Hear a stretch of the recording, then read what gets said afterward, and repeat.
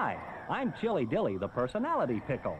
Packed in a jar for the freshest flavor. Served cold in a sack for you to savor. So dainty to eat, no muss, no fuss. An ideal snack for all of us. Crisp, tender, and tasty with a bit of spice. Buy one now. Taste how nice. Snack bar clerks will knock themselves silly, speeding your order for a real Chili Dilly.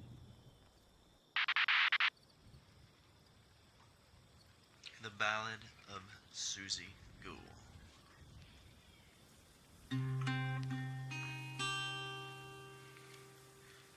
Here's a story, your only warning, so listen well.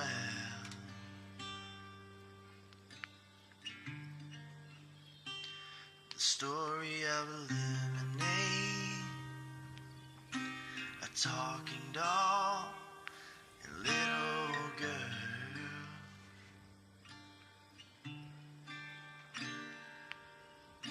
She may look little and she may seem sweet. She'll offer you a tickle, then cut you deep. So be aware of the ghoul with a pigtail hair. Many men have wandered there, never were seen again, leaving all their junk behind when they met their end. Stories tell of a songless song as life fades from their eyes. So watch when you're out in the woods today, look out for a big surprise.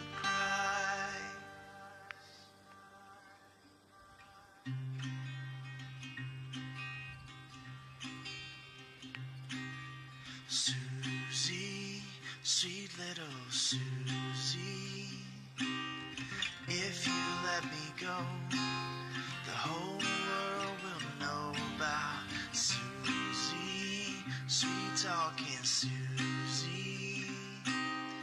You could rule this land with Ella in your hand. Oh, Susie, sweet sadistic Susie. Even if you seem insane, this world will fear your name. Oh, Susie.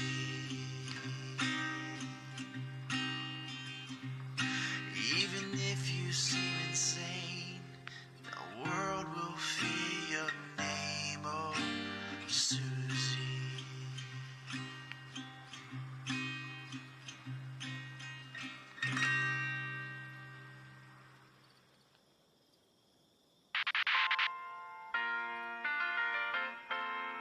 Making your way in the world today takes everything you've got.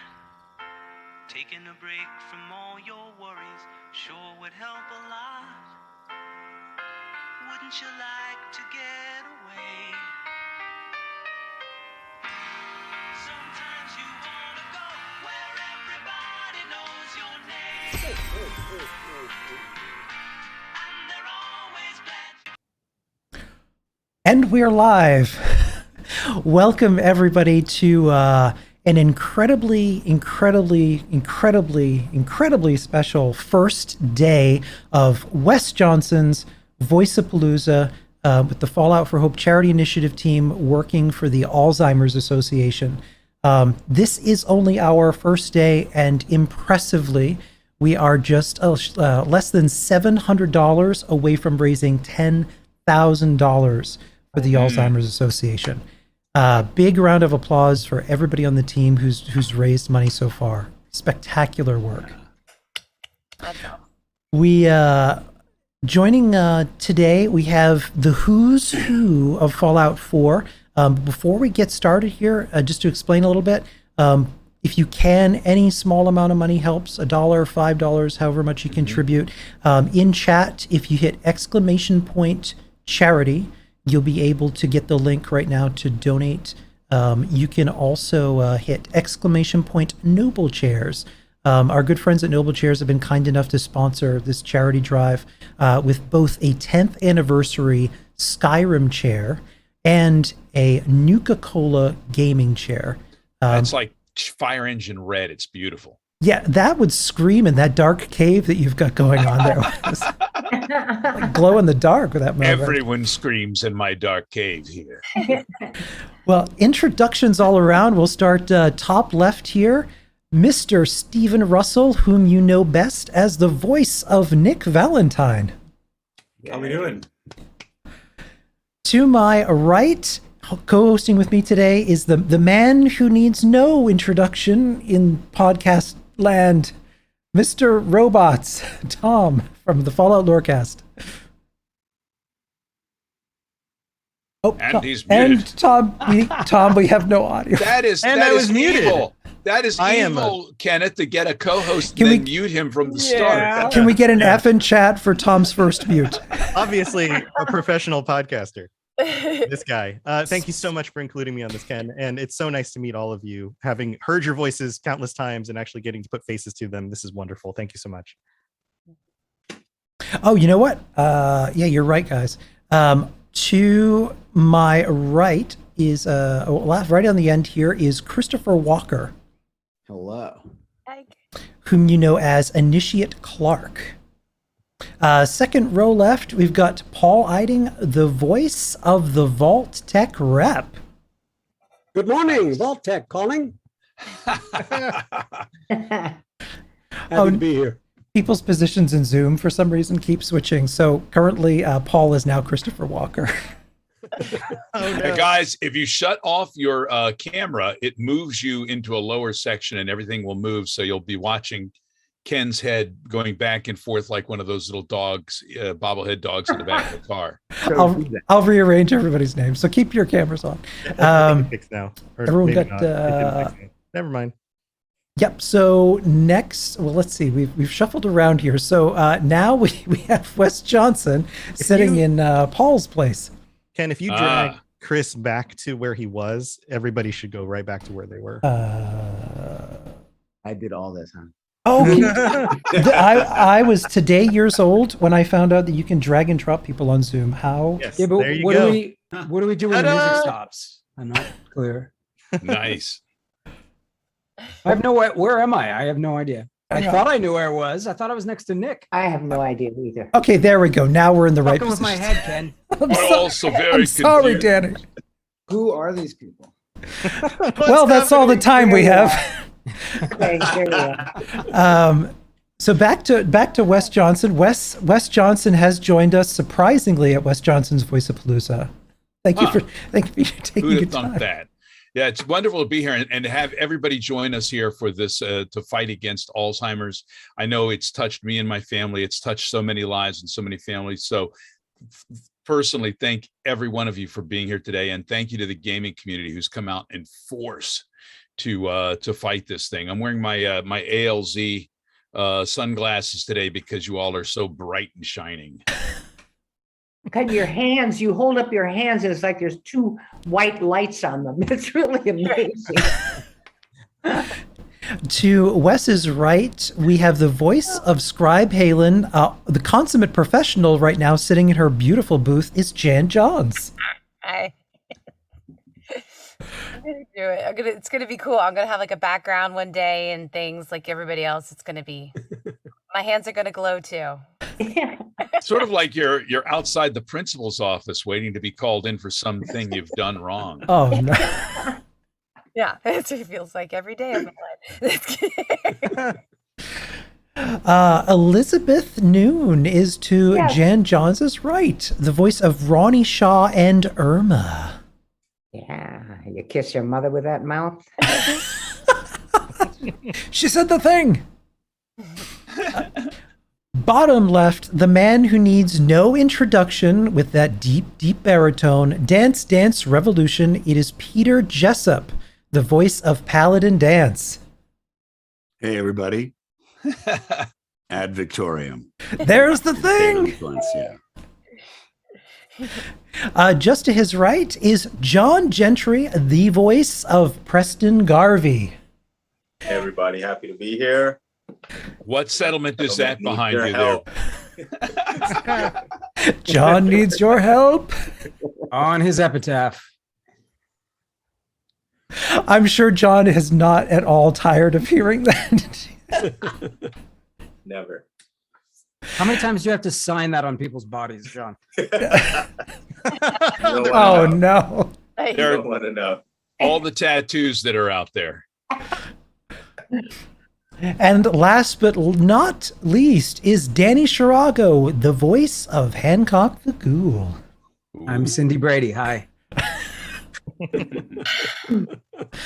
Well, welcome everyone. We're absolutely honored to have all of you gathered here today to remember Fallout 4 and how it really impacted all of our lives, but also to talk a little bit about your backgrounds, to loosen things up a little bit.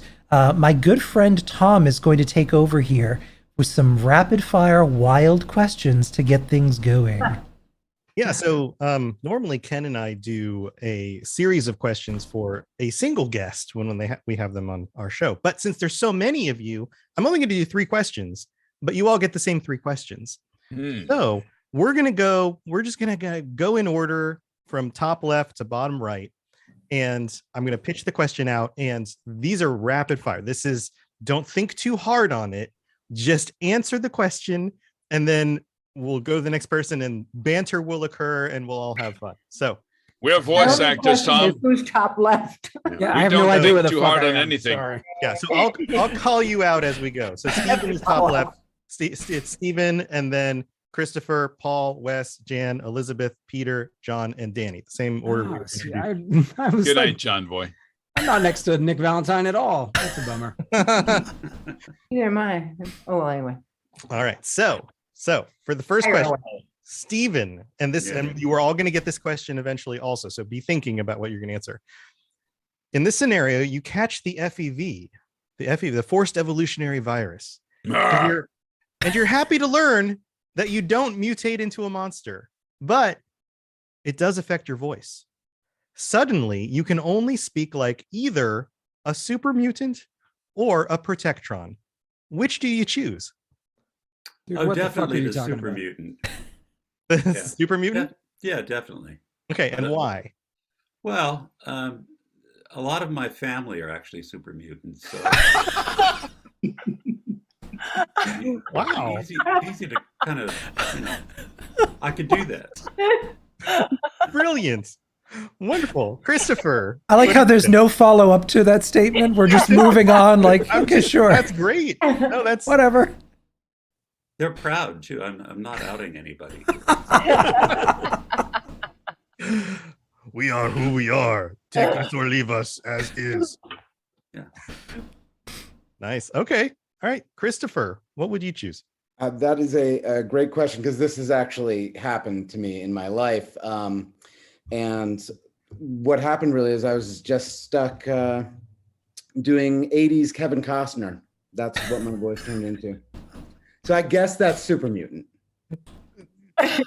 Should we have a taste of that? Yeah. Yeah, we're going to need to taste it. Stop. Never stop fighting till the fight is done, gentlemen. Let's take the fight to them. Part of a sandwich? A note from my wife. I spent too long working in a movie theater. That is amazing. And The Untouchables over and over again, all week. Fantastic movie. Nice. All right.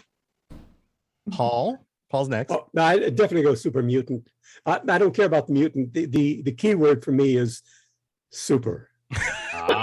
And to be super anything, I opt for that. Whether it's super dumb or super mutant, whatever. Super. As long as it's extreme. As long as it's exactly. Yeah. Yeah. Nice. Okay. Good answer. Wes? That's a Sophie's choice for me, Yeah. Picking between those two. I mean, you could do the protectrons, which are fun to do, or you go full super mutant, which is fun because look around, I smell humans, which you don't have to because we're virtual. So that's nice. Yeah. I pictured Wes just walking, like driving up to the drive-through and just doing that. Starbucks, McDonald's. Well, you could do the Protectron at Starbucks and still irritate them, but I really do believe that driving mostly brings out the super mutant in all of us. Especially Massachusetts drivers. Yeah. Oh, yeah. Massachusetts drivers. I will eat your heart. No one who wasn't here before we went live will have any idea what we're talking about right now. There's a callback to the pre-chat. Yeah. So here's a question, a follow-up question, Wes. If you can't choose either and you have to be both, could you do an impression of a super mutant Protectron? I am a super mutant Protectron. Great. That was great. I think I broke something. Oh no, we broke Wes. I'm so sorry. All right, Wes, that was awesome. Jan, what would you go with? So okay, I think I would go super mutant as well, because I feel like I could like walk up on some people and they'd think I'm like, some sort of sad librarian, and then like nothing against librarians. It's more like I would if I was a librarian. I feel like I'm digging myself in. Oh no. A fun fact on Myers-Briggs, I did come up as like it was actor, minister, hospice nurse, and librarian. Those were my choices. I thought super mutant was going to be one of those Yeah, choices. I did too. I thought she was going to say super mutant. Super mutant was the next one. Are you twice removed from Steven? Is there a branch of the family, Steven, that you didn't know about? Well, my Myers-Briggs came up almost the same, actually. So What are the letters? I'm curious. Like E, TTFN? It was like IN. I forget what it was. INTP? JT. NSFW. So LMNOP. LMNOP. Got it. I took the Myers-Briggs and I only ended up with hot dogs and ice cream. So I think I did it wrong. All right. So super mutant, man. Super mutant's winning out so far. Elizabeth. I would do super mutant simply because I'm a very literal person. So I would look at it as being something I'm not known for, which is to keep my big mouth shut. A very big mouth. It ain't easy being green. It ain't. It ain't easy. My kids would love it. I once said to my son, if you call my name one more time, I'm going to change it. And he said, you can't, it's Mom. I said, I'll think of something. Awesome. Peter, what would you choose? Well, I think as a synth, I wouldn't be able to turn into a super mutant. So it would have to be a Protectron. Okay. We got one Protectron. Give us a Protectron. I'll do it later when we're off the chat. Okay. All right. Yeah, it's a tricky one. John, copyright issues. Yeah, John, your turn. What would you pick for your voice to change into? Super mutant voice or Protectron voice?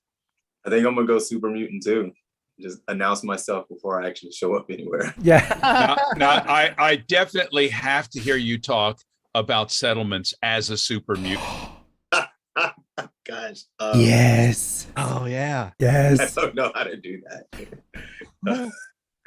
And I do have to apologize to you, John, because when I was going through the playthrough, you asked me that so many times. I eventually put you in a slinky nightgown and a giant bear animal head.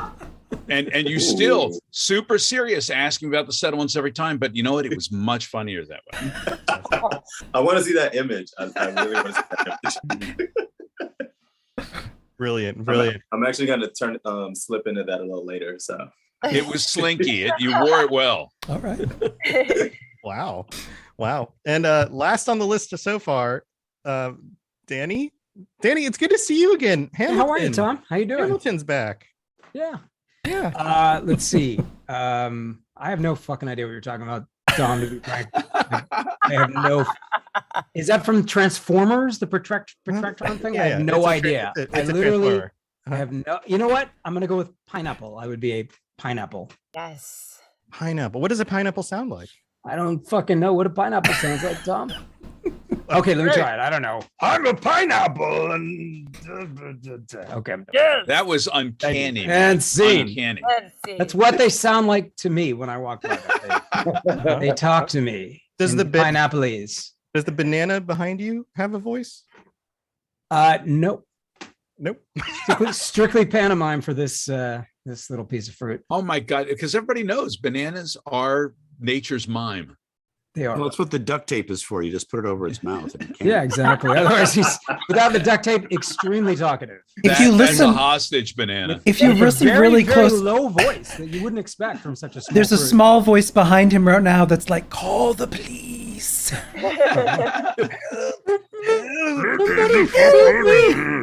The police were already called during the pre-chat when Jan gave us about 14 puns in a row about bananas. So We were getting ready to put Janet in timeout. They should be there soon, Jan. Yes. All right. So it seems like super mutants went out. We've got another question here. Question number 2. In this scenario, the wasteland has taken its toll on you, your spouse, and your marriage. Your spouse has become a horrible person who's racist against ghouls, and you absolutely can no longer stand them. Would you rather be forced to stay in a bad marriage for reasons, or have them overcome their terrible ways only one day, years later, to realize that they were replaced by a synth? So, synth spouse? By a what? A synth, a synthetic person. Synthetic. Okay. Yeah, yeah. So either synth spouse who you can get along with, who you like again, or terrible spouse that you have to stay in a marriage with, but they're actually a human. Steven? Oh, that's to me. Go to you. Sorry. Gosh. I have no idea. Probably synth spouse, just because I don't like conflict and it'd be easier to get along that way. Yeah. Hey, honey, you seem a lot nicer lately. Yeah. Why? Yeah, well that'd be good, wouldn't it? Yeah. That'd be That'd nice. work. Yep. That'll work. Christopher, what do you think? I have to stand by Initiate Clark. So I think you got to go with the synth spouse, because racist against ghouls is not something that Initiate Clark can continue to That's right. tolerate in a spouse. So I'm going that way. Yeah, pretty terrible. Pretty terrible.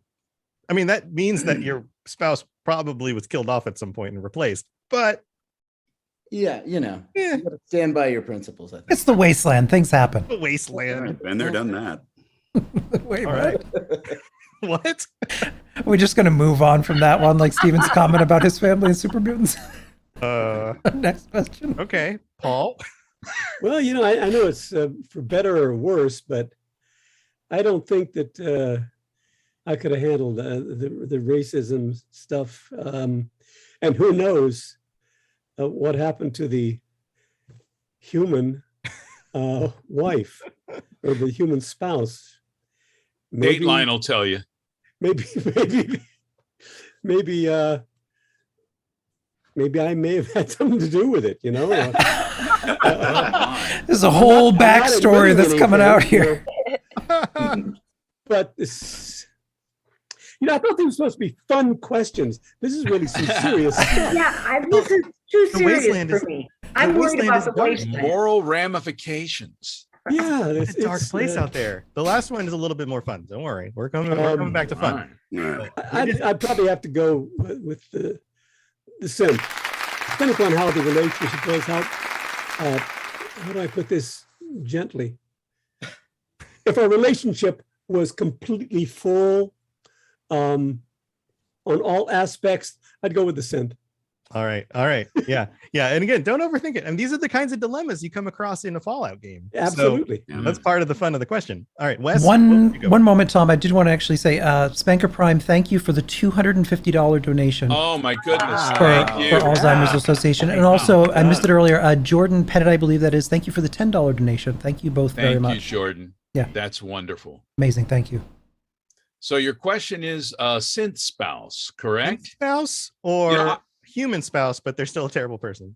I think turnabout is kind of fair play. And I know that if the shoe were on the other foot, the wives would be all too happy to turn us guys into synths, because that makes us immediately into an easier fixer-upper. They just throw us up on the rack and they get the perfect man. So yeah, let's go with the synth. All right. Jan, what do you think? So I would definitely go with the synth. Synth spouse? Yeah, I totally would. Because I just think you've already been through enough trauma Like, why do you need to do more work? Right. You're here. Right. Yeah. Why make the wasteland any harder? Yep. Right, exactly. I would say there's no ED with the synths, but I know they might have some software issues. Oh God. Oh, I see what you did there. well, apologize. My bad. Sorry. Elizabeth, I know it's a tough question. It's a tough question because I'm lost in the marsh, but I probably would go with Sim simply because I wouldn't have to worry about being right or wrong. Okay. Yeah. You know, just kind of hang in there and take what I get. Just go with it. Yeah. Yeah. All right. Peter, what do you think? Okay, I'm going to break this down because there may be some spoilers here, but Oh no! as a member of the Brotherhood of Steel, of course, I have to hate both ghouls and synths. Yeah. But having already been killed off and replaced by a synth, I would have to say, gosh, and it's funny too because my actual wife is horribly racist against ghouls, and she's working on it. She does not like ghouls, let me tell you. But I'd probably stick with her because there's enough. There's already one synth in the relationship, right? Yeah. So yeah. Spoilers, everybody. All right, John, what do you think? Give me the set. Give me the set. Reasoning, sir. iPhone charging port, you know. Yeah, there's that. Exactly. It's the extra features. You get all of these multi-purpose. Yeah. Coaxial cable ports. And, All right, Danny. Well, I've had a while to think about this, Tom. Oh no. And I'm sticking with pineapple. Pineapple. Yeah, but pineapple. but Danny, you're kind of a ghoul, so I mean, this is a racist. You're still going pineapple? Your wife just hates your guts? I do love my ghouls, and I'm sticking with pineapple. somewhere out there's a fan fiction now with Hancock and is talking racist pineapple. It's being written as we speak. You know what? You just spoke it into existence. I promise you Somebody is scribbling notes right now. I'm going to be the first one on Tumblr. Yeah, by the end of the week, we're going to have some fan fiction. All right. We're up to the final question. This one's a tough one. You promised it would be fun. We're going to start with Danny. Fun, Tom. This is fun, but it's tough. So it's a tough, fun question. Ready? Tough, fun question. Danny. Yes, sir. Would you rather fight 1 Deathclaw-sized goose or 10 goose-sized Deathclaws? Deathclaw-sized goose. That's a big fucking goose. Really big goose. And everybody knows that geese are basically Satan. Geese are ferocious. Have you seen like the And inside with crows, of they're taking over North America? the teeth inside a goose's mouth are frightening. This is like fighting a dinosaur with feathers. Yes. Don't mess with the goose. And the other question was, 10 like goose-sized Deathclaws? Was that it? Deathclaw-sized goose, big old goose, or 10. Right. But there's one goose-sized Deathclaws. There's one, and it's so big, maybe it doesn't notice when you tie kick it in the leg. Maybe. But then again, there's smaller, they're less powerful, but there's 10 of them. Not easy to fight 10 of anything, including children. And I should know, I did it once. Even 2-year-olds who are barely ambulatory are very tough to fight when there's 10 of them. After careful consideration, I'm sticking with pineapple. Pineapple. So you'd rather fight a pineapple?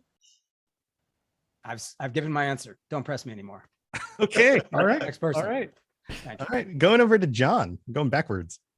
What do I have at my disposal to That's fight a good with? question. Good All right. Wait, why is there a pineapple all of a sudden there? Where'd that pineapple come from? From the Hawaii, deep most recesses likely. of Danny's mind. I only have a pineapple to fight with. You have here. Ooh, Okay, that's here you not a go. bad idea. That's You not a have- bad weapon, actually. You have whatever's within 10 feet of you right now. Oh, shit. All right. I'm gonna take on one. One I can outsmart giant it goose. somehow, some way. Yeah, I'm not taking on 10 of anything. That's So too you're doing much. the goose, the goose-sized The Deathclaw, or One the giant goose. Yeah. one. Yeah, I mean, I think this thing's bigger than you. It's tall. But I feel like I could like outsmart it somehow, some way. Mm-hmm. Yeah. 10's Okay. hard. 10's hard. That's what I did in the Commonwealth. I'm taking you down with advanced I took on math. that first Deathclaw by just like outsmarting the hell out of it. Yeah, because you don't have to outsmart 10 of them, just one of them. Yeah. Hey, can I jump in again though? I'm sorry, it's not my turn anymore. But the pineapple as a weapon is really kind of making an impression on me. Think about all the ways you could mess someone up with a pineapple. It's true. Put it on That is pizza. true. Yeah, exactly. I'm just fueling the It really fanfiction. mess at this up point. some people. Oh, it You does. got spikes. You got Spikes. It's kind of weighty. You can grab onto the neck or whatever. Just it burns when you like eat it. You could probably kill someone with a pineapple for real. Anyway, so You think it burns when you eat it? He's dating it. Going out. Okay. All right, Peter, what do you think? I'm going to go with the 10 Deathclaws. If I'm wearing power armor, just stomp 'em. Wow. Just stomp them in your power armor. Yeah. Okay, but what if you're not wearing power armor? I'm Paladin Dance, dude. All right, well, yeah. All right. I live in my power armor. Come What on. are you talking Yeah. about? That's true. That's true. That's true. Even his underoos are power armor. Exactly. I'm getting this picture of like you in power armor and like these little itty bitty Deathclaws, and you're like kicking them, Yeah, just like just flying. It's like the opening scene of Guardians of the Galaxy where he's just singing, dancing, and just kicking those little dinosaur exactly. things. Yeah, yeah, Yeah, punting sized death claws. yeah, yeah. Wee. All right, Elizabeth, what do you think? Giant goose This or kept 10 little coming out. Deathclaws? I kept going in and out. So what does the one combat have? I said 10 with the goose claws, but what was the other one? There's one big gigantic goose, Yes. and then there's So- 10 little Deathclaws. And they all have the claws. Well, a goose doesn't have claws, but it does have a really big beak. It has a big beak. I'm Yeah. going to go with the one big, huge goose. I'm good one-on-one. All right. All right. Do you have any tactics? Outsmarting? Anything like that? I would use a little bit of Irma Mm. to lure him. See if I couldn't. Would you like to Relate use to a him that way. lounger? A little bit of Irma in my fight. Just try to have him knock on my door a little more gentle than he would. Got a smooth talk with the giant goose. Yes. Hey there, baby. You don't want to mess with me. You don't want to mess with me, honey. I like it. All right, Jan, what do you think? Wait, did she honk? Yes. Yeah. The honk of doom. That's it. You can talk goose to it. Yeah. So back to the pineapple for a second. If dating the pineapple, is that how they get the rings? Like the pineapple rings that come in the can? Yeah. Not how Now, think about it, folks. Think about it. Get back to us. asking for a friend. And, Oh my God. also, pineapple, a symbol of hospitality, right? Mm. Yeah. Yeah. And yeah, so you could kill him with kindness. Did you just make that up? Is that true? Is it? I think it might be true. Someone It is true. It's in Williamsburg. Yeah. Mhm. Oh, it is. The Williamsburg thing, the pineapple hospitality. Brooklyn? Oh, not Brooklyn. Well, you say Williamsburg, Virginia, right? Yeah, Colonial yeah. Williamsburg. Colonial. It's a Totally. colonial thing. Is Not a Brooklyn hipster. known for hospitality? No. You better believe it. Fuck you. That's like. Hey, that's here's like your hello. hospitality. I got your Hey. hospitality right here. Yeah, Like, welcome. Mm. I would pick the big one. I Giant think. goose. The big giant- honker. Yeah, because they're probably hungry and I can just, like, throw Nuka-Cola caps in their mouth until like they bleed out. Oh God. Wow. Internal bleeding. Yeah, yeah. Will geese just kind of eat anything? I feel like they're the kind of creature that might just eat anything. Like right, like a goat. They're like goats with wings. They're like the goats of the bird world. Is that? Yeah. Oh. And you heard it here first, folks. Geese, goats of the bird world. I can't wait for the documentary. Netflix next month. Wes, what do you think? Hey, here's what I think. I think what you got to do is get yourself a nice swatter. You know what I'm saying? You get yourself a little barbed wire and a swatter, some nice hefty hickory, and it doesn't matter what size, whether you're going for a big freaking bird, let the feathers fly. That's what I say. Or, he wants to come out here. He's got sharp teeth in his bill. Eat some of this, buddy. I got a little something for you. It's called baseball. Or maybe you get the little tiny Deathclaws. I think it's great. Tee them up. I'll go knocking them all out. Yeah. Hole in 1, hole in 2, hole in 10. That's what it's going to be. All right. Yeah, now I've got pictures in my head of you like knocking, not just kicking them with power armor, but just. Yeah. Hey, you know what? I see one of them coming to me. I'm going to call my shot. That's Wes, pineapple bat. Huh? Ooh. Hey, you know what? You can cork a bat. You can cork a pineapple. They got that in common, right? And Ton 3 Crusher, thank you very much for the $20 donation. Thank you. Yeah, thank you very much. Thank you so much.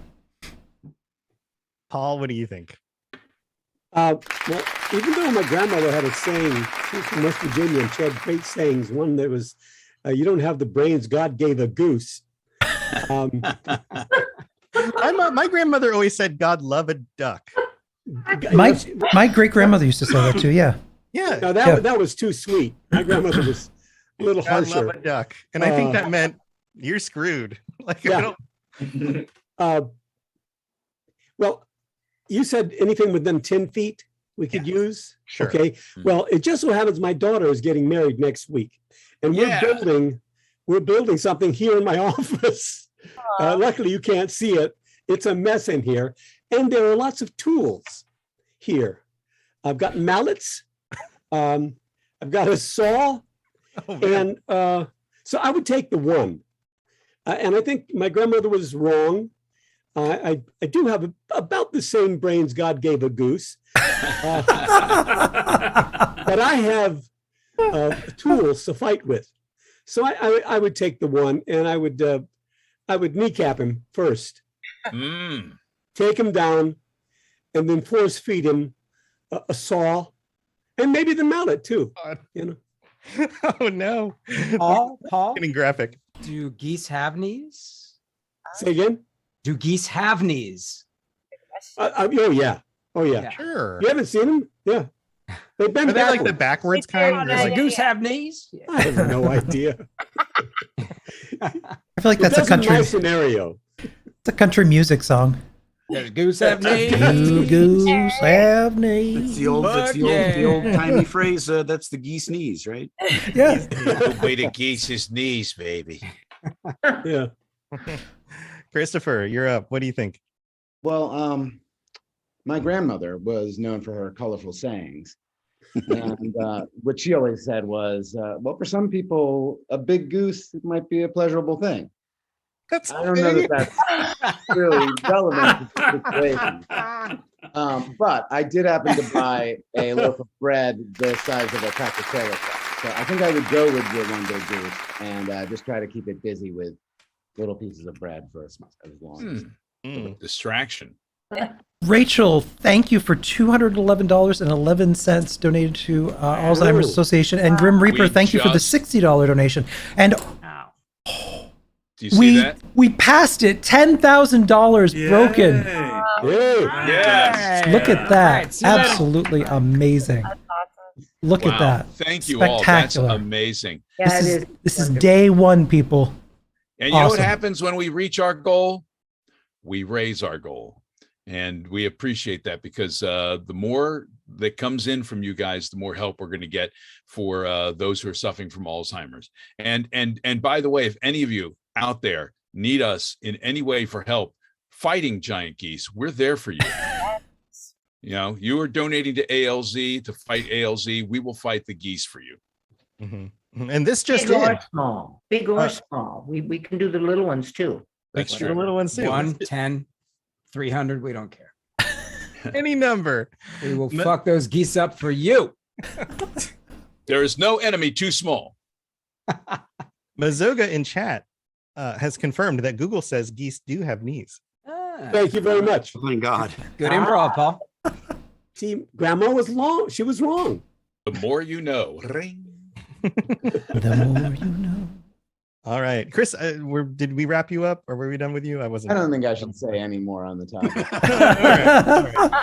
All right. Stephen. Yeah, listening to all this, I was reminded of working at Looking Glass back in the early '90s, mid '90s, and their offices were in North Cambridge in a very kind of nondescript industrial office area. And every time you'd go there, there were so many geese hanging around the offices. Not inside the offices, outside. So walking up to the building, it was like you really had to be very careful not to kick a goose, not to step in goose shit. It was like running trying to get through a maze or something like that. So I've had some experience with small geese. And I think that ultimately what I would go with then is the pineapple. It all comes back where to you are, but I'm fist bumping you wherever you may be. And Emily, thank you for that $10 donation to the Alzheimer's Association. Much appreciated. Thank you, Emily. Thank you. All right, guys. Well, thank you for putting up with my question here. It seems that we have a variety of consensus on these topics, but that's also wonderful. Yeah. So now I want to take you all back. Liz dropped off here, but when she comes back in, no returns. We're all going back. No ins and outs. So November 10th, 2015, Fallout 4 drops, had a massive rollout. 24 hours into its launch, it generated $750 million in sales. Almost 500,000 people played it on Steam on launch day, shattering the record for the most online players. They beat Grand Theft Auto. 9 out of 10 by GameSpot, 9.5 out of 10 by IGN. Game of the year, best game at the Interactive Arts and Science Academy, British Academy Game Awards. 6 DLCs, including Far Harbor and Nuka World, both of which are fan favorites in the Fallout community. Mm-hmm. How did that feel once the game launched and everyone started hearing about your characters? What was that like for you all to see the game explode and become that big? And feel free to jump in. Wes, you can start. I think it was wonderful. And I think that, for us, we don't really get to hear from a lot of people until we go out to do a con or we go meet somewhere, or we hear people online and in forums like this telling us how much they love.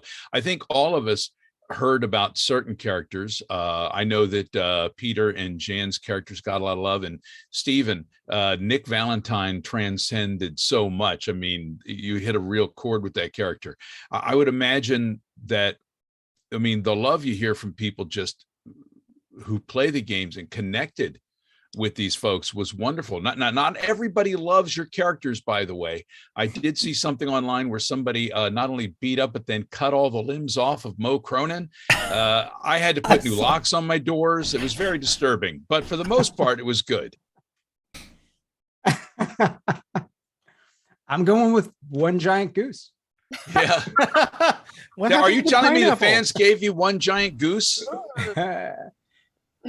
10 little Deathclaws. There's 10 of them, Actually, Danny's character is the one that generates the most erotic That's true. fiction. The fan fiction on your character, For Danny. whatever reason, appreciate that. people love Hancock. There's a lot of drawings. Motherfuckers. They pronounce Hancock like. Yeah. With a name like Hancock. Yeah. What's in a name? Yeah. Listen, he's a ghoul. We don't even know if either of those things are going to fall off at any time. That's true. Or if they already have, would be another. I will just say the Imperial role is alive and well. I don't know. I feel like Nick Valentine gets. I feel like he's the real heartthrob of this game. I know Hancock certainly has his fans. Do you have a lot of people out on your lawn in the morning, Stephen, trying to get a glimpse of Nick Valentine? No, just geese. Yeah. Paladin Dance also there's a lot of really fantastic art of Paladin Dance as well, including a pinup one that I assume you've probably seen. Yeah. Yeah. Well, tell me See, there's about a lot that. of- What is lot of that? points of entry.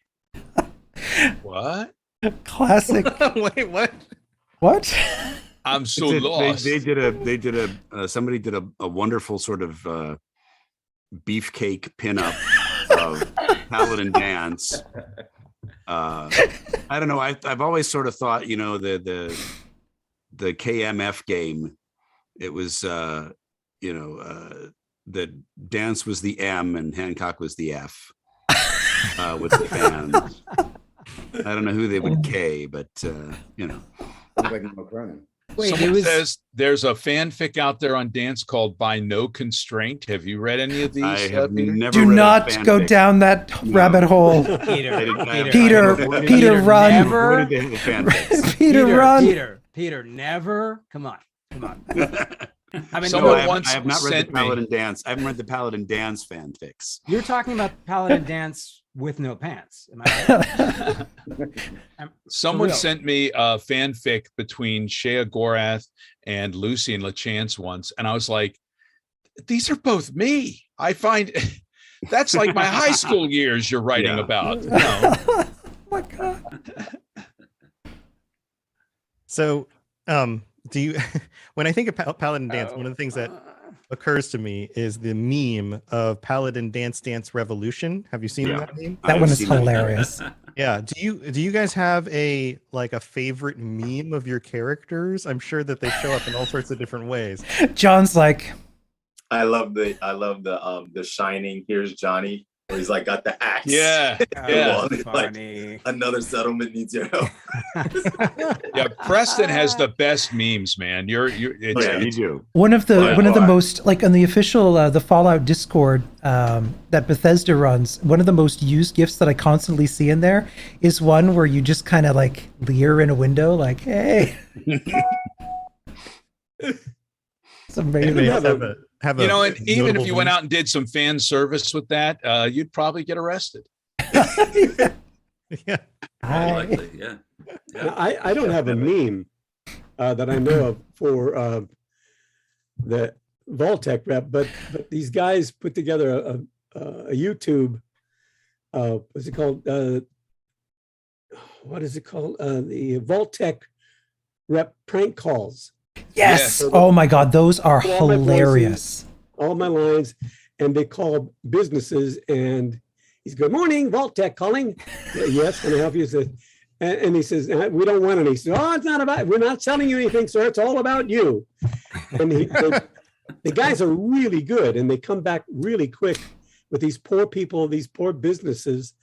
And at one point, somebody says, "Please stop calling." But I just go on. So I'm being a jerk without even knowing that I'm being a jerk. I have ordered more pizzas as Shea Gorath looking for cheese than I'd care to admit.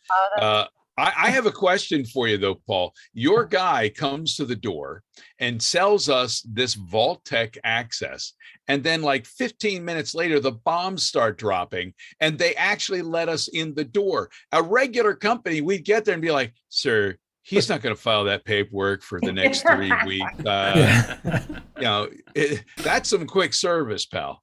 Yeah. Well, unfortunately, they never got my paperwork because they bastards didn't let me in.